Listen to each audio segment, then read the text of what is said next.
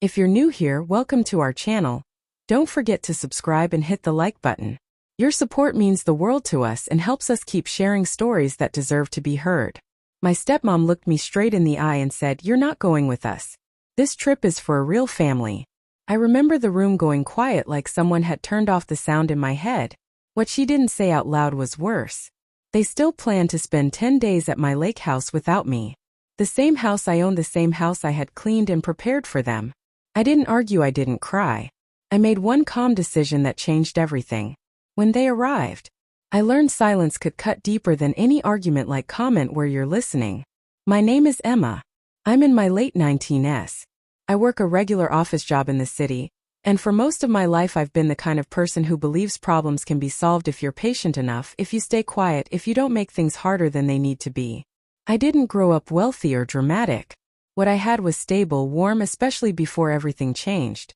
Some of my earliest memories are of summers at the lake house, bare feet on cold wooden floors.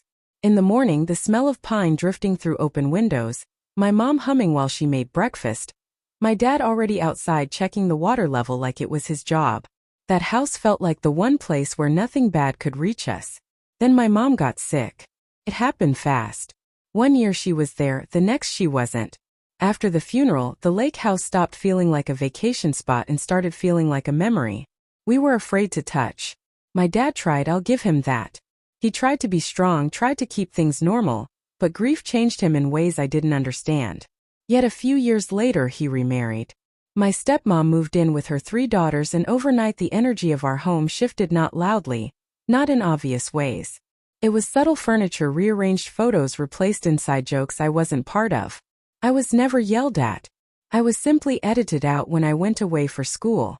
Coming home felt strange, like I needed permission. When I finally moved into my own apartment and started working full-time, that distance became my shield. I told myself it was fine. Adults drift, families change. The lake house came back into my life through my mom's side of the family. My aunt had always loved that place, and when she passed, it was left to me legally, fully. No confusion, no shared ownership, just mine. I should have sold it. That would have been the practical choice. But something in me couldn't. That house held the version of my family that once felt real. When my dad and stepmom started asking about using it once in a while, I said yes. I wanted to believe generosity could fix what distance hadn't. I wanted to feel included again.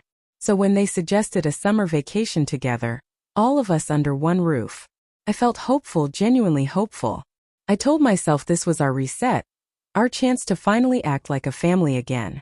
I had no idea I was preparing my own replacement. The idea of the trip came up casually, like it wasn't a big deal. We were sitting in my dad's living room, the TV on low, something forgettable playing in the background. My stepmom mentioned how nice it would be to get away together before summer ended, a few days by the water, fresh air, time to reconnect. She said it like it was already decided. I looked at my dad. He smiled and nodded the same way he always did. When he didn't want to argue it could be good for all of us, he said. I felt something loosen in my chest. I didn't realize how badly I'd been waiting to hear that. From that moment on, I threw myself into the planning. I drove up to the lake house on my days off. I aired out rooms that hadn't been used in months. Washed sheets, took inventory of what we'd need, groceries, basics, things people never think about until they're already there, and annoyed. Every time I stood on the dock watching the water ripple, I told myself this was worth it. That effort meant something that families didn't heal overnight, but they healed through showing up. There were small moments that didn't sit right. My stepmom talked about the sleeping arrangements without asking me. She invited her daughter's partners without mentioning it until later when I tried to chime in. She'd smile and say, "We'll figure it out," then change the subject. I ignored the tight feeling in my stomach. I told myself I was being sensitive. A few days before the trip, my dad asked me to come by. He said they wanted to go over details. I walked in with a notebook, already thinking about meals and timing. We didn't make it that far. My stepmom didn't sit down. She stayed standing, arms crossed loosely like she was preparing to deliver bad news, but didn't want to seem cruel about it. She said my name once, slow. Then she said, "We've decided it would be better if you didn't come on this trip." I laughed at first, just a breath of disbelief. "What do you mean?" She didn't hesitate. "This is really about family bonding, a real family vacation. The words landed heavy. Final. I turned to my dad. He stared at his hands. I waited seconds, stretched. He never looked up. I asked him quietly if that was how he felt too. He didn't say yes. He didn't say no. He said nothing at all. That silence did more damage than any argument could have. I stood there holding my notebook, realizing how ridiculous it was that I'd planned meals for people who didn't even want me at the table. My stepmom added that they'd already taken time off work, that everything was arranged, that I could use the house later as if she were offering me a favor. I didn't raise my voice. I didn't plead. I nodded once, said I understood, and left in my car. My hand shook so badly I had to sit there for a minute before turning the key. That was when it hit me. This wasn't a misunderstanding. This wasn't thoughtless planning.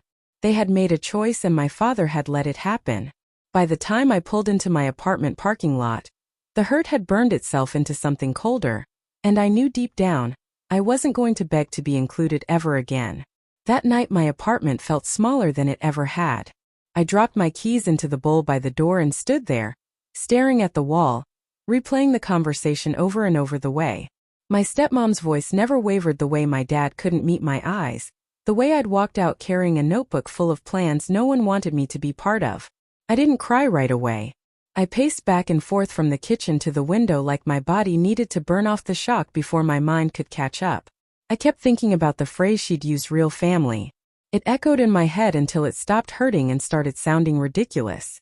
If I wasn't real family, then why had I been good enough to clean the house, to stock the fridge, to hand over the keys without question? That's when the anger finally settled in. Not loud, not explosive. It was the quiet kind, the kind that makes things suddenly very clear. I picked up my phone and almost called my dad. Then I set it back down. I already knew how that conversation would go. Apologies wrapped in excuses, promises that changed nothing. I wasn't going to beg him to choose me again. Instead, I opened my laptop. I pulled up the documents tied to the lake house deed, ownership, everything in my name, clear, simple, no loopholes, no shared control. I read through it slowly twice, just to be sure I wasn't missing something. I wasn't. For the first time since that conversation, my breathing steadied. I didn't tell anyone what I was about to do, not my friends, not my dad. I didn't post anything. I didn't hint. I just made a plan and stuck to it. 3 days later I took time off work and drove to the lake house. Early. The road felt different, this time not nostalgic focused. When I pulled into the driveway, the house was quiet. Exactly how I'd left it, peaceful, waiting. I walked through every room, checking windows, doors, the back deck. I sat at the kitchen table for a moment and let myself feel it. The sadness, the anger, the finality of what I was about to change. Then I called a locksmith.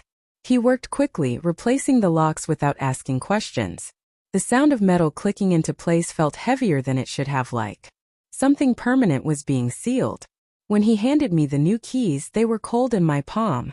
I paid him, thanked him, and stood there alone. After he left, I didn't feel victorious. I felt calm. That night I cooked a simple dinner and ate it on the deck. As the sun dipped behind the trees, the water was still. The air smelled like pine and warm wood. This place had always been about safety, about belonging. I realized something then: if they had decided I wasn't family, I didn't owe them access to the one place that still felt like home. I locked the door before bed and slept better than I had in weeks. Tomorrow they would arrive expecting everything to be exactly the way they'd left it. They had no idea how wrong they were. I woke up early that morning even though I hadn't set an alarm for a moment. I forgot where I was. Then I heard the water, soft, steady brushing against the dock. The lake house always woke up slowly, like it didn't believe in rushing anything. I made coffee and sat by the window watching the light stretch across the surface of the lake. I checked the time. They should be about an hour away. I didn't feel nervous. That surprised me. I thought I would be shaking, rehearsing speeches in my head, but there was nothing to rehearse. I already knew what I was going to say. More importantly, I knew what I wasn't going to say. I wasn't going to explain myself.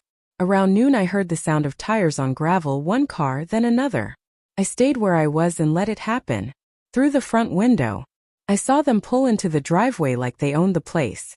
Doors opened, laughter carried across the yard. My stepmom gestured toward the house, pointing, probably assigning rooms the same way she always did. My dad unloaded bags from the trunk, moving automatically like he always did. I noticed how relaxed they looked. That almost made me smile. Sophia reached into her purse and pulled out the key.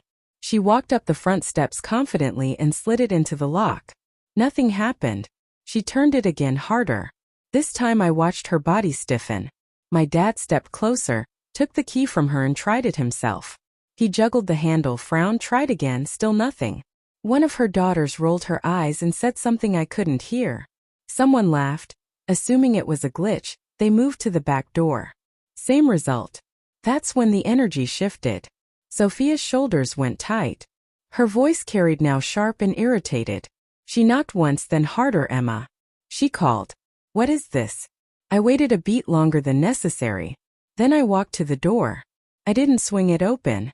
I unlocked the chain just enough to open it a few inches and looked out at them calmly, like I'd just been interrupted during a normal day. Yes, I said. Can I help you? Sophia's face flushed. What did you do to the locks? Oh, I said like it had just occurred to me. I had them changed. Her mouth opened then closed. Why would you do that? I shrugged lightly because this is my house. One of her daughters stepped forward. We're supposed to be staying here, I know. I said, you told me. My dad finally spoke. Emma, this isn't funny. We drove all this way. I'm not joking. I said, my voice didn't rise. I just made a decision. Sophia crossed her arms. You can't just lock us out. We already planned everything. That's interesting. I said, because last week you told me this trip was for family only. She stiffened. Don't twist my words, I'm not. I said. I listened very carefully. My dad looked between us. You know, that's not what she meant. I turned to him. Then what did she mean? He opened his mouth, closed it again. Sophia stepped in front of him. We meant this was time for us, for our family. I nodded slowly. Right, and you were very clear that I'm not part of that. Her jaw tightened. You're being dramatic. No. I said, I'm being consistent. One of her daughters scoffed. So you're seriously doing this? Yes, Sophia laughed, sharp and humorless. This is childish. You're punishing everyone because your feelings got hurt. I leaned against the doosra. I didn't punish anyone. I just decided not to lend my home to people who don't consider me family. She stared at me, stunned. We have a right to be here, you don't. I said, you have a habit of assuming you do. That's when my dad finally stepped forward. His voice desperate. Emma, please let's talk about this inside. I met his eyes. There is no inside for you today. Sophia's voice rose. You're being selfish. I smiled faintly. Maybe, but I learned that word from watching you. She pointed at the door. Open it. I shook my head. I won't let strangers in my house. The words hung there heavy and unmistakable for a second. No one spoke. Then everything exploded at once. Accusations, guilt raised. Voices. Sophia said. I was cruel. One daughter said I was ruining everything. My dad kept repeating my name like it might unlock the door if he said it enough times. I listened. I really did, and I felt nothing. No urge to defend myself. No need to justify my choice. They weren't listening now, and they hadn't listened before. The difference was this time. It didn't matter. I stepped back and reached for the door. Sophia lunged forward. You can't do this. I already did. I said. I closed the door and locked it. They stayed out there for a while. I could hear muffled, shouting, the sound of bags being dropped back onto the gravel. At one point, my dad knocked softly once. Then again I didn't answer. Eventually engines started. I stood by the window and watched them leave. The driveway emptied, the lake stayed still. I didn't feel triumphant. I felt steady. Later that evening my friends arrived. Their cars filled the space my family had vacated. Laughter returned, but this time it felt different. Easy earned. We grilled food on the deck. We swam. We stayed up late telling stories under the stars. No one walked on eggshells. No one questioned whether they belonged that night. As I locked the door and turned off the lights, I realized something important. Power doesn't always come from confrontation. Sometimes it comes from deciding who gets access to you. And for the first time in a long time, that decision was mine. The house felt different after they left. Not quieter, lighter. My friends stayed for a few days, and for the first time in years, the lake house felt like it belonged to the present instead of the past. We cooked simple meals, swam until our skin wrinkled, laughed late into the night. No tension, no guessing. Where we stood with each other. No one made me feel like I had to earn my place at the table. When they went home, I stayed. I blocked my stepmom and her daughters without hesitation. No speeches, no explanations. I was done trying to be understood by people who benefited from misunderstanding me. A week later, my dad asked to meet just the three of us. We chose a small cafe in the city neutral ground. He looked older somehow, like the weight he'd avoided had finally settled. He apologized, not perfectly, not dramatically, but honestly I didn't forgive him on the spot. I told him the truth. That trust doesn't come back just because someone finally says the right words. If we were going to have a relationship, it would be slow, careful on my terms. He agreed, and for the first time I believed him. When I got home that night, I made another decision. I contacted a real estate agent and asked about renting out the lake house seasonally, turning it into something practical, something that worked for me instead of draining me. As I closed my laptop, I realized I wasn't angry anymore. I was clear that summer taught me something I wish I'd learned sooner. Family isn't defined by blood or labels, but by respect. The moment someone decides you don't belong, they lose the right to your time, your space, and your generosity. Choosing yourself isn't cruel. It's necessary. If this story hit close to home, I'd love to hear from you. Share where you're listening from, and whether you've ever had to draw a hard line with someone you loved. My story ends here. If you feel that this story is meaningful and brings useful lessons, please like and subscribe to the channel to support me. Thanks for listening and see you in the next videos.